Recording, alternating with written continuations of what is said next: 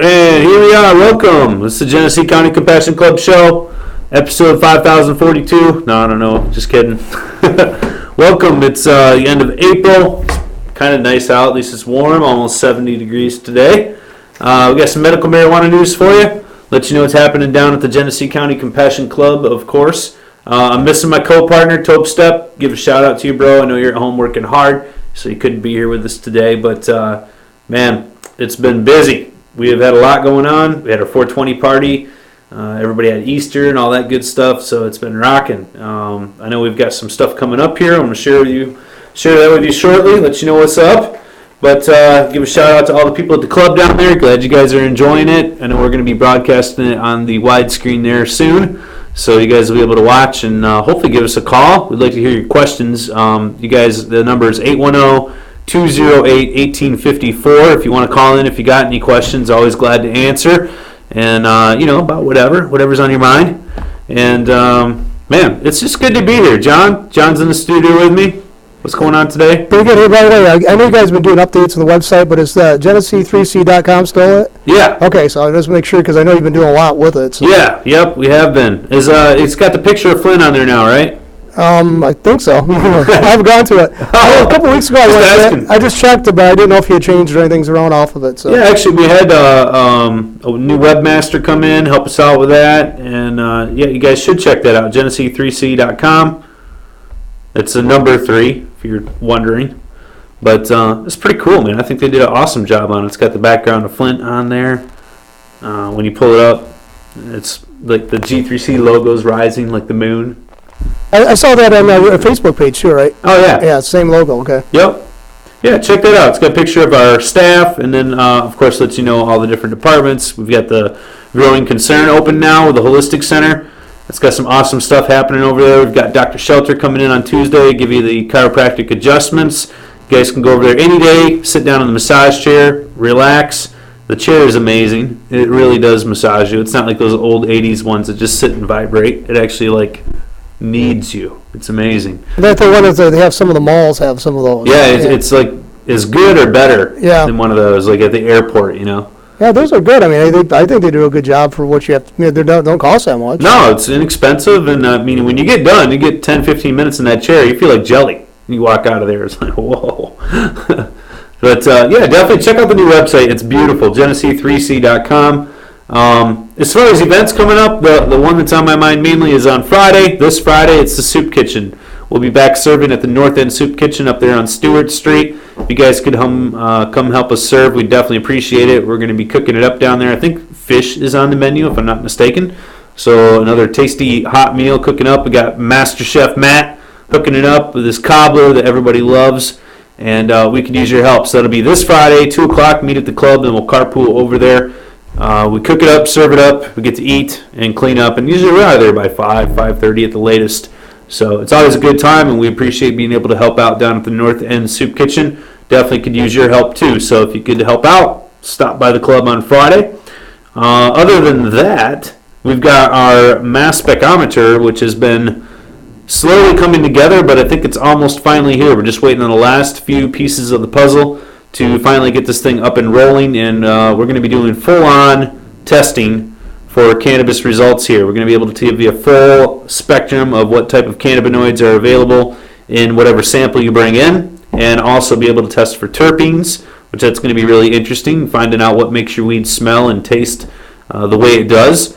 And I think it's probably one of the premier testing machines in the state. So this is going to be something new for the club. Definitely exciting. We've got our lab set up back there, and Sean is going to be factory trained, so definitely know exactly what's going on and how to work everything properly, of course.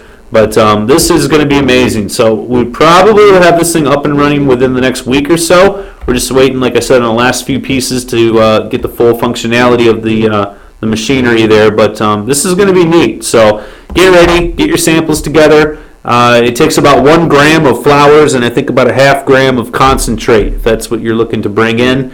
It does use up your sample in the process, so you're not going to get your sample back, but you will get test results. They will be accurate. And, I don't know of too many other places that offer the full-on mass specometry testing that we're going to be offering there at the G3C. So this is going to be state of the art, and we're very excited to have this available for you guys. Okay, now something like, when I was a teenager, people always talk about skunk weed. I guess it was weed that smelled a lot like skunk. Sure. But now it seems like skunk weed is actually something that a lot of people go for. I mean, that was something that they didn't want to smoke it back then, This sort of depends on people's personal taste, of course, what they're looking for. And obviously, a lot of times cannabis is associated with the skunk smell. And it used to be back in the day, if it was skunky, that was a good sign because it actually smelled like, something other than dirt, I guess. But, there's in today's modern world with medical marijuana becoming so available and so many different strains being cultivated, the amount of smells and tastes that come out now are mind-blowing. I mean, you've got stuff that smell like an orange slice, like the soda orange slice. Of course, there's the old classic skunky smell. There's ones that smell like coffee. There's ones that smell like fruit, mango, tangerine, different types of citrus flavors are real common. You've got your classic Kush smell, which it's hard for me to describe because once you've smelt that, it's very unique to the strain, and when it is dominant, it's overwhelming. I mean, it's a very pungent aroma, and I don't know if that's the one that people are associating with the skunk smell. I personally don't think so. I think it's kind of unique. It's almost like a hard cross between like a floral type of a scent and something that might be a little bit citrusy combined with some earthiness. I mean, it's tough to describe because it is very unique, but it's very pungent. And strains that do have the Kush sort of characteristics to them, I mean, they certainly stand out. They have their own individual uniqueness about them, and there's a plethora of different types of those available, but they certainly aren't the only thing that's out there. I mean, you've got a whole lineage of different types of strains available now, and with the terpene testing, we'll be able to figure out exactly what types of terpenes are in those strains and come up with some scientific evidence for why they particularly have the aroma that they do. So this is going to be interesting. We'll be able to actually dial in, what makes what. And of course, you've got strains like blueberry and chocolope. I mean, those strains are sort of was there a rule of thumb, if they have a particular smell, would they be considered, particularly good for certain ailments or something? Or is that just like... You're absolutely right, John. Some of the terpenes themselves are linked to different types of therapeutic benefits. So, it'll depend on what the strain possesses. It's not just the cannabinoids that make up the full gamut of the medicinal properties there. You also have the terpenes involved, and the terpenes are themselves used therapeutically. And you can find a lot of different substances out there in holistic health and natural healing and that type of thing, where there are different types of herbs and spices that are out there that are for aromatic type processes of holistic type healing, and that's because of those terpenes that are there. And of course, cannabis possesses a whole plethora of different terpenes, and that's the reason why some of these strains are more effective for others. And it's not just the cannabinoids that are present in the medical marijuana. So there's an aspect of aromatherapy, a sense too, along with the action of cannabinoids. Absolutely, that never dawned on me because I know that I do believe aromatherapy has some value. I mean. Because I know certain aromas that are harder to work around and stay around than others. Sure. And you feel more, maybe if the head feels frothy or something, you go in an area where the smells better, that seems to be decreased because of that. So I think I'm not dismissive of that. I don't think it's a bunch of, like a whole, like garbage or like, tom-tom drum beating or something like that. I think it's got some real value to it. I would have to agree. I think the majority of folks out there would have to agree with that type of mentality just because of the fact that aromatic presence, I mean, it definitely will impact you, even if you're not looking for some type of a holistic healing experience. I mean, if you go in and walk in and you smell ammonia in a room, it's unpleasant. So, I mean, whereas maybe a mint smell is just kind of soothing and relaxing. But yeah, I mean, these definitely have therapeutic properties. There's no question about it. So we're really excited to be able to find out what all the different types of cannabis terpenes are that we're seeing in the club. And then I'm sure our patients are going to be interested in finding out. And I think that you're going to find some patients are going to identify with certain strains, and it's going to be because of those terpenes, not so much because of the cannabinoid content. So. Well, the thing is, I think a lot of people too. It's like to a certain degree, almost any medicine we take has got what they call the placebo effect. To a certain degree, if you have this expectation something's going to work, it probably will work to a higher degree for you. Yeah. So I mean, I think some people when they smell those things are present. They're manifested because of you simply can smell them, their aroma. Yeah. I think that will actually cause the efficacy to be increased. I think so. Yeah. I think so. And I have heard the opposite as well, though. You know, in some cases where someone said, "Well, that smelled great," but then when I used it, it didn't have the effect that I was looking for. So, you know, you do have both sides of the coin there. But I do believe that you have that placebo effect as well. And you know, I mean, for all intents and purposes, the real issue here is whether or not you're relieving the patient's symptoms, their ailments, and if it does, it does. I mean that's the bottom line. So.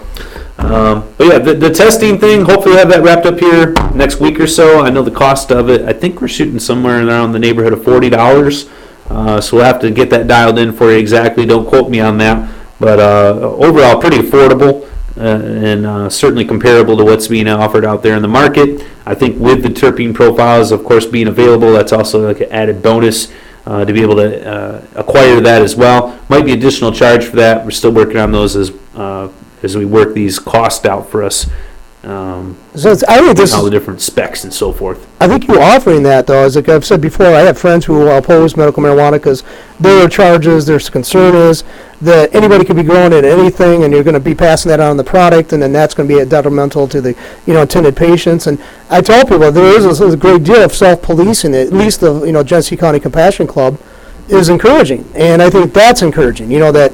These people are actually saying, look, we're submitting ourselves to this testing. Here's what the results are. Find something wrong with it. Well, I think it just goes to show that there's a lot of people that are involved with medical marijuana that take this very seriously. It's not just about going out there and getting high and so forth. They're actually looking to find out what's working for their patients, why it's working, how they can improve their product for their patients, and how they can dial into those specific ailments that they're trying to treat.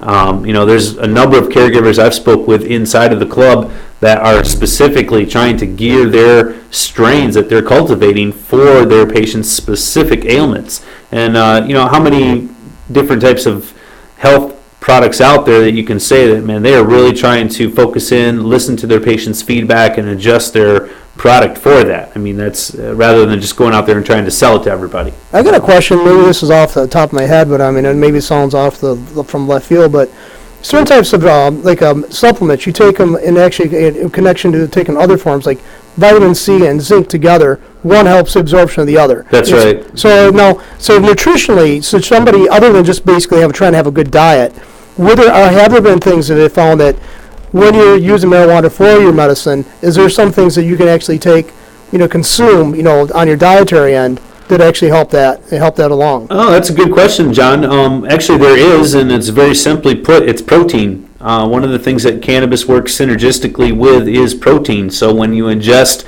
cannabis, if you can do so with a protein base rather than sugar, which is oftentimes what you see it combined with, is a product that is, primarily going to be a sugar-based type of thing, like a brownie or a cookie or something like this. But if you were to combine that with a protein, actually it does have a different effect. The kidneys metabolize it a little bit differently and so forth. I'm not going to get into that. I'm not a scientist, but I can tell you that from what I've read and the articles that have been out, the research that's been done, is that it does have a better effect when it is ingested with a protein base. So something to consider, like taking your can of butter, mixing it in with your eggs, is going to have a better effect than just turning it into a batch of brownies. So that's what you guys heard about brownies and stuff like that. And I mean, it makes sense to me because, I mean, let's face it, you take a lot of sugar and that breaks down in your body as acid, whereas you're supposed to get your body more alkaline to prevent, like, maybe cancers and other things. So absolutely. I always wondered if there was a connection between these different substances you consume. We're finding out that there is. You're right, John. You're not too far off base there. And actually, speaking of being, getting your body more alkaline and so forth, my wife and I were just discussing this the other day. She brought up a good point. Celery is one of those things that you can ingest that will just naturally get your body more in that alkaline state that it needs to be. And for those of you that don't know, you do have a pH to your body, and having it be more of an alkaline base versus being acidic is definitely a more healthy way, preventative of cancers and other types of free radicals that can be inside your body. So, well, I had a friend of mine who was in his 30s. He just went through a second bout of cancer, And now he's going to an herbalist. He's also going to a nutritionist, and he's actually trying to get his body more alkaline because they're showing it from the pH levels and stuff. It was highly acidic. Yeah. And now he said, I tried the traditional route. I'm going to try this conjunction with the medical, normal medical model. He said, because he said, this is the second bout of cancer. I'm only 32 years old. Wow. Yeah. Yeah. So there's got to be something there to change to prevent the cancer from coming back, not just removing the cancer itself. I agree with that type of philosophy. I think that's the way to go. All right, I do have some medical marijuana news. There's not a whole lot going on in the state right now. We still have the same House bills that have been floating around there. The Provisioning Centers Act, the medical bills are still floating around. So you guys, if you have time, contact your local senator or representative and get your input in there. But as far as Michigan goes, that's about it for that type of information. There's not a whole lot new on the gamut right now. There has been some news across the country I'd like to share with you. There's been a story here. This is from leafscience.com. You can check this out. This is state marijuana regulators stepping in and considering rules that would limit the amount of THC that is being sold in edibles. There's been a couple recent incidents that were sort of publicized in the news after folks had ingested edibles and had some bad things happen. But at any rate, what they're looking at doing under Colorado law is that 10 milligrams of THC is being considered a single serving. And currently, marijuana products can contain up to 10 servings per item. So what they're trying to do is push for stricter limits, and we'll have to see what they come up with. They're working on different amendments, and they don't have anything in stone yet, but it looks like they're trying to put some type of a limit on the amount of cannabis, or at least THC that is available in the edible form. I don't know. I think it just needs to be labeled. Personally, if you ask me, what should be done, it should just be labeled. Now, of course, obviously, someone could always take more than one serving if they need to, increase their dosage and not finding what a single serving is to be effective. But at any rate, there you go. That's what they're looking to do. So, regulation, it's the name of the game. All right, let's see what else we got here. There's, I heard here that Sativex had been fast-tracked by the FDA. I think we covered this before on the show, but Sativex, of course, is the oral spray of cannabis, pharmaceutical GW company. They're the ones that manufacture this. It's been available in other countries for quite some time, and now the FDA is hoping to accelerate the approval of this drug for use here in the United States. So we'll see about that. I can't say I'm really excited about it. I mean, who knows? I don't understand this. I have so many people say, well, I wouldn't have a problem with marijuana if it was a pill you could swallow. Why does it have to be that to be considered legitimate to the medicine? Actually, there's quite a few caregivers I know that manufacture their cannabis into pill form. Just so they can please people like that. I think it's to please their patients. I mean, that's what their patients are looking for, but it's available. I think what that really boils down to is the lack of education by the general public. When people say terms like that because they feel safer, that it's packaged in a pill form. Well, I mean, there's enough pills out there, I can tell you, that kill people every day. And they're licensed, they're approved, they're regulated, and they still cause deaths. So to say that it should be in a pill form to make you feel more comfortable, that's just sort of a lack of information there going on. See, the thing is, I guess I've been coming around to the position, if it's a pill, you know the dosage, but also somebody who wants to abuse it also knows the dosage, and they're going to be able just to pop that many in. Even if cannabinoids are in the system, your body can break it down a lot easier than these drugs that the pharmaceutical companies are producing. Certainly. I mean, I don't think you're going to have the devastating impact on you as if you were taking a prescription drug. Well, certainly. Yeah. So I don't understand this. So much caution on the air on this, so much outside the caution. I don't understand that. Again, I think it stems from a lack of education on the majority of the public's part there, and really understanding how things work, what affects what, and so forth. It's just advertising's a bitch sometimes. There's just no other way to put it. I mean, propaganda gets put out there. People feel comfortable with what they hear, but at the same time, we should be smart enough nowadays in this age of information to wake up and realize what's really going on, what the truth of the matter is, and so forth. So, I mean, pills, just because something's in a pill does not make it safe. That's definitely true. The other thing about a pill form is that it takes your body longer to digest that. So feeling the effect of a pill might take longer. The onset of that would take longer than ingesting it in other forms. So this could even be more misleading to the consumer and in causing a overdose. Maybe someone thinks, well, I took a couple of these, nothing happened. I waited an hour, and so they take a couple more. Well, then all of a sudden now they've taken too much and they've overdosed. In a lot of pill forms out there that could be deadly. The nice thing about cannabis, you're not going to overdose to the point of it being lethal. You might feel uncomfortable. You might be a little bit scared, or maybe go to sleep longer than you expected, but at least it won't kill you. It's like most people don't know this, but what you breathe in and out every day is only about 18% oxygen. You can overdose on oxygen theoretically. You don't want to suck on pure oxygen; that'd kill you. Yeah, water. Let's face it, we all need it, but a little bit too much, and you're drowning in it. It could happen.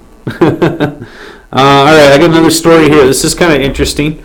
Up until now, you've probably heard of NIDA, the National Institute on Drug. Whatever, they basically produce all the medical marijuana for the United States government down there in the University of Mississippi. This is another university that has been chosen to study cannabis.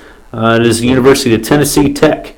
They just got a supply of cannabis for a 4-year study on the treatment of epilepsy, and it is basically waiting for the governor's signature. So if the gov signs this one down in Tennessee, then this university will now be able to start getting a supply from NIDA to do a research, basically, and figure out whether or not this is effective for epilepsy. Of course, you could just ask medical marijuana patients in the 21 states that already have it available, or whether or not it works, and they'd probably tell you, yeah, it works great. One of my friends discovered, because she was self-medicating with marijuana, that she actually did have epilepsy. She had big gaps in information. Then she found out when she was smoking marijuana that there's she actually slowed down enough to see that there's these gaps developing. Sure. And what it was, they tested her, and they did, they write tests for, I guess it's ECG or something, and they found out, EEG, yeah, and they found out that she was having these series of petit mal seizures. Wow. Throughout the day.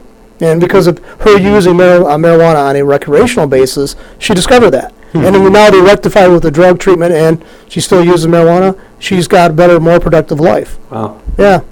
Absolutely. We have a number of patients that are members of the club that are epilepsy patients, and they would highly attest to the effectiveness of cannabis, and certainly would tell you that it's been more effective in fighting their disease versus the other types of pharmaceuticals that have been prescribed for them. So it's kind of interesting. But this Senate Bill 2531 in Tennessee basically redefined marijuana to exclude cannabis oil containing the substance cannabidiol with less than 9/10 of THC when used as part of a clinical study, blah, blah, blah. It's kind of a CBD only type of thing that they're looking at. But at any rate, another research study being almost approved. They just need the governor's signature down there in Tennessee. So yeah, it's kind of cool. I'd like to see the state of Michigan maybe have a few of our universities do some testing. I mean, certainly U of M would be qualified to do some testing. The problem is that when they get these grants or permissions to do testing, they have to get their supply from NIDA, and they just have one sole source of cannabis production down there. And again, in the University of Mississippi, it'd be nice to see them do some testing on other types of strains that are available. But that would require a change in government, a change in federal scheduling. And speaking of that, there was another bill that was introduced just not too long ago here. Let me find this up. This is actually, it was this week, and it was a Representative Morgan Griffith. He's a Republican from Virginia.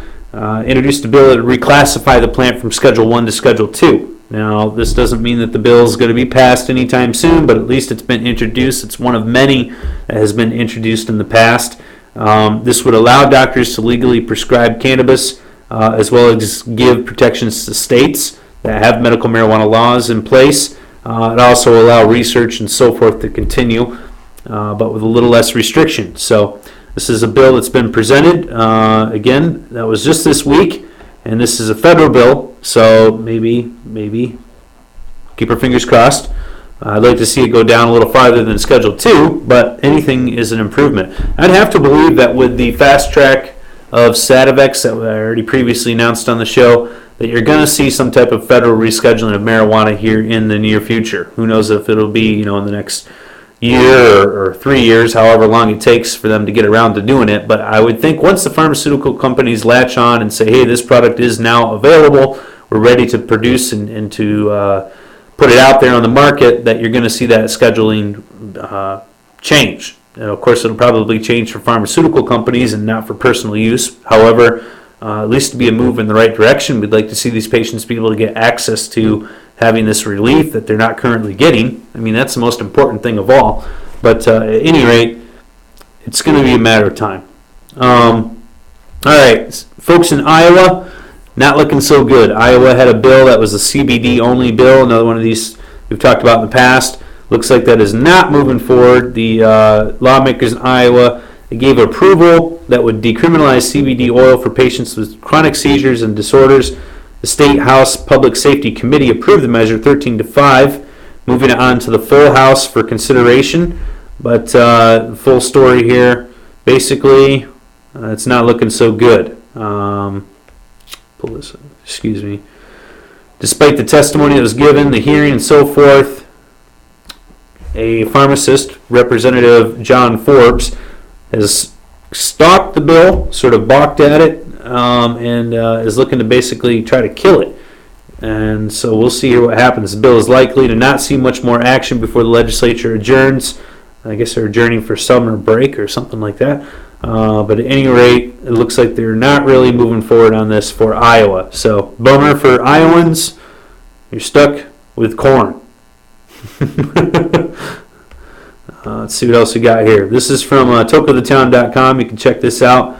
The Florida Senate. Now, as you know, Florida looks like they're going to have medical marijuana on the ballot for its voters to approve or not approve in November. In the meantime, the Senate is kicking around a CBD-only medical marijuana bill, another one of these CBD-only type bills. Approves it for research, approves it for sick kids with epilepsy and so forth. And it looks like the Senate might possibly pass a bill. Of course, it still has to go through the House down there and the governor, so forth.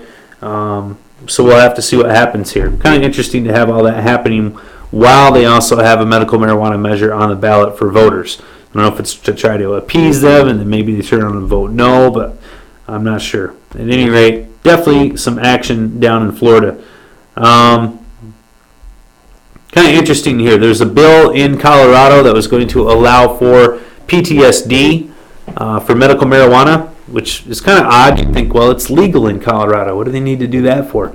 But at any rate, looks like it's not going to go through anyways. The State House, the bill failed in the State House, and so I guess folks with PTSD there that want to get treatment with medical marijuana will just have to go the recreational route to get something for the medicinal purposes. Offers higher taxes to the government officials. Yeah, I think you're right, John. I mean, basically, why would someone need to do that? Well, yeah, because you could go get a caregiver, you could go get your tax-free product, you could use it medicinally, and the alternative is, well, go pay higher taxes. You have to go get it from a licensed dispensary or state-regulated facility, and higher taxes. Basically, is what that's going to boil down to. So. Yeah, well. Yeah, we're legal citizens. We got all the we're good citizens, man. We got free citizens. We got all the licenses to prove it. It's like it's as long as you pay your fee, you're considered to be free. Yeah, as long as you pay your taxes. All right, our neighbors to the north, Canada, they got their new program up and running. We talked about that extensively on the show. They've got another company in the mix now. This is let's see here, Organigram. Nice name, Organigram. Licensed medical marijuana producer.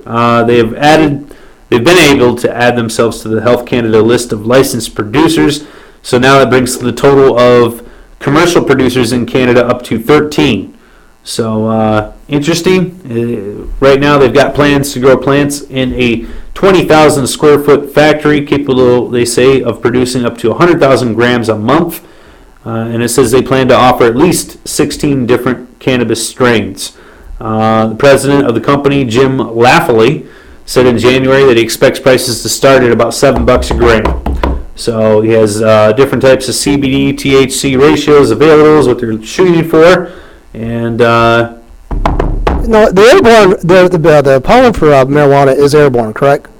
Oh yeah, if you're producing male plants that would produce pollen. Okay, now if they're doing something on that large scale, this is the thinking of it. Sorry if I'm going off on a tangent, but okay, if they're producing something that large, unless there's like divisions between the areas where they're growing certain types of marijuana for different strains, is there a possibility for cross pollination, and would that affect the end product? Certainly. You're talking about breeding and so forth. That's an interesting question there, because as they don't really want to, divulge too many secrets, these companies aren't telling you if they're producing their own strains through a breeding program or if they're just acquiring strains, that have already been proven and producing those. We don't really know.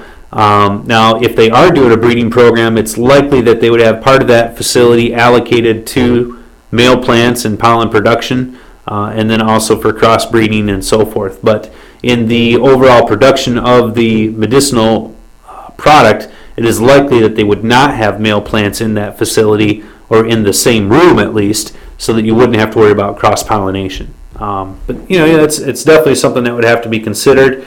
I think the real question is where are they getting their strains from? And then if they are doing selective breeding, well, where are they starting with? You got to start with something. So obviously there's a lot of different companies out there that offer seeds on the market, and they are breeders. They have specific rooms set up to producing male plants, and then they'll pollinate their female flowers with those to produce their own strains or to produce a new strain. These producers here are not really divulging their secrets to let us know. And maybe they have they've got some sort of a UPC label to their strains, but you don't really know. I mean, is it just some sort of seed pack that they picked up online and now they're going to produce it because that's what their breeder fella in the factory told them to do? Yep. We don't know. No, another thing is too, I know it's certain like bonsais, I know like a lot of times the rootstock, which you need to have the tree grow faster or thicker, is like in certain species it grows faster than others. So a lot of times they graft one, the rootstock of one to the top part of another tree, so they can actually grow out with more thickness and faster. Because you want to get those results and make it look old, in your lifetime. But now sometimes it requires species that are different than the top. The flowering part is going to be different. You basically use the rootstock for getting the nutrients, and then the genetically the top part of the plant is totally different. Yeah. Now, have they ever taken marijuana and say done a grafting with another type of plant, totally not within the family of cannabis? That's a good question, John. I don't know if anybody has ever done that. Like maybe you take a tomato base root and then graft it onto the top of a marijuana plant. I don't know if you could do that or not. I've had a lot of people ask questions. If you took one type of strain and grafted it onto another, would that particular branch produce a blend of the two? No, it doesn't. It's going to produce whatever strain it came from. It's not going to change its genetics to match the plant that you grafted onto. You're going to have one side of the plant be whatever it was originally, and the other side is going to be whatever you cut it from. So in this case here, I don't know if that would be advantageous to do that. I mean, cannabis has a relatively quick growing pattern, so the benefits of grafting like you would on a fruit tree, where it takes a long time to develop the plant, aren't really known as factors here in the marijuana cultivation, just because it can be overlapped by simply cloning the plant, restarting it, and starting a new plant, if you will, which can be generated relatively quickly. I guess you are bringing up a point, though, with these companies that are now getting licensing, and they don't previously have licensing. How is it that they know what they're going to be able to produce when they haven't been able to legally produce anything yet? I have some questions about that. Again, where do they start with? What do they start with? They just don't want to divulge those secrets. And how do they have this expertise to require to have such a large-scale operation? Yeah, good question. Good question. So I'm really not too sure. They're not really opening those details up to the public. But certainly they've got to have some experience from somewhere. They've got to start with something. They can't just come up with their, voila, here's our own seed. It's the qualigram seed. It just goes to show you that they basically they have to go to the source that now a lot of people who are in what they consider the established medical community would have been like looking down their noses at. If they are actually on board for using this kind of medicinal thing, they have to go to the same people, like the guerrilla growers, basically. They were out there for years to get their knowledge base. Got to start somewhere. Yep. So I don't know. I would like to know. It'd be funny if you were able to acquire some of their finished product and then do a test on it and find out exactly what it has, and then maybe you could match that up to some other commercial strain that's been available for quite some time. So I remember in the 70s when they had like peregrine falcons and other birds of prey were endangered species. They're serious in peril of being disappearing. The people they went to were to actually for their breeding projects were the falconers. And for years, these animal rights activists, like now, would look down on people who had these type of birds in their personal collection. Now, who do they go to get these birds for the stock or the information or the knowledge base they had so they can get these to reproduce them? Right, the people they were picking on. Yeah, the same people. Yep. So, yeah, interesting there. I don't know. All right. That's about it. There's not a whole lot of other news going on right now. I think the medical marijuana community is kind of wore out after their 420 party. But, it's good to see that you've got more research going on. It's kind of a bummer that they turned down PTSD there in Colorado. I'm glad they approved it here in Michigan. But at any rate, the plant continues to grow. And I would like to see some more answers on these types of operations that are now getting licensing, especially up there in Canada. Where do they get the background to start with? I mean, these questions here aren't going to be brought out to the public's sight for seeing.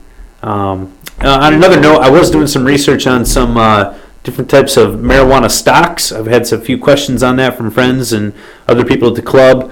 What I've found is that they're very iffy. A lot of these stocks have sort of popped and fizzled already. So I think this is something that you're going to have to wait to see some longevity in before you can really go at it with an investor type of mindset. I mean, if you're a gambler, knock yourself out.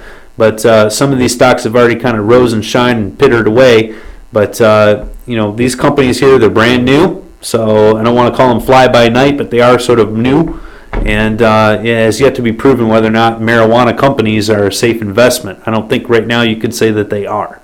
So probably stay away from that, John. Stay away from marijuana stocks for a little while. But I've got so many friends that buy every week. So it might be something maybe locally I can be connected to. But yeah. Yeah, I don't know. I don't think there's any Michigan companies listed on the stock exchange, not to my knowledge. Most of these ones are from Colorado or California. But at any rate, I think you're going to have to hold off on that. Maybe you could get something on the Toronto Stock Exchange. I don't know. I think though, if you actually start having the stocks, companies that were viable enough to actually offer offerings and stuff, I think that'd go a long way to get it more legitimized in people's eyes. I think it's a right. As an industry, it's a move in the right direction. It's something that's going to happen, and it does work towards the legitimizing of an industry, no question. So I don't have any. I'm not trying to poo-poo it. I'm just saying is if you're trying to put your money into something, and you might want to be careful. That's all. So, all right, guys, that's about it for what I've got for you this week. Don't forget about the soup kitchen. We've got that going on Friday. Definitely like to see you guys down there if you can. And thanks for joining me this week. I definitely appreciate it. Probably have to step back in the studio next week. I know AJ and him have been working on something special for you guys. So as soon as that's wrapped up, we'll share it with you. Hopefully have this broadcasted on the big screen down at the club shortly. And other than that, stay tuned, stay medicated, and try to stay dry. All right? We'll see you next week.